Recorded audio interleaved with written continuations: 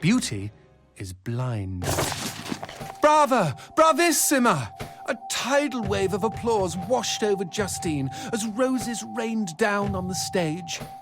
It's a wonder they don't hit me, she thought bitterly. I'm the largest target for miles.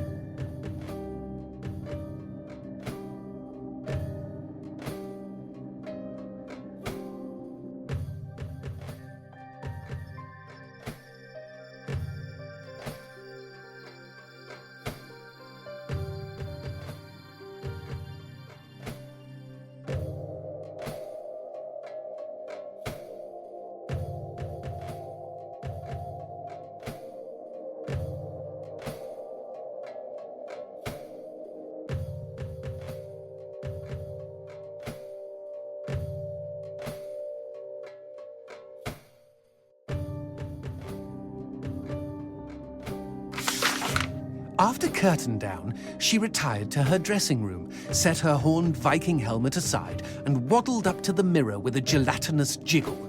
There was a knock at the door, and Henry Wallin appeared. Henry again. Jeez Louise. You were magnificent, Miss D'Evangelo. Did you see? The papers are calling you the finest soprano of the 19th century. He looked at the floor and shifted his feet uncomfortably. Every man in town loves you. Stupid Henry, moaned Justine as she examined her profile in the mirror. No real man could love a fat twat like me. She tried adjusting her midriff. Disgusting. She waited for the sigh, but today Henry's response was different. There was a rustle, a metallic thunk. Good evening to you, my lady. She heard the clack of the door. Justine gazed wistfully at the tintype of beautiful Bella Margot, the slender soprano she idolized in her youth. What was Bella's secret, she wondered, as she picked away at a box of truffles on the table. What indeed? A few minutes later, Justine was bent over the wastebasket by the door, gagging and heaving. Eventually, she gave up and removed her finger from her throat. Then, at the bottom of the wastebasket, she saw the roses and the letter, and remembered the rustle and the thunk. She opened the letter and read aloud.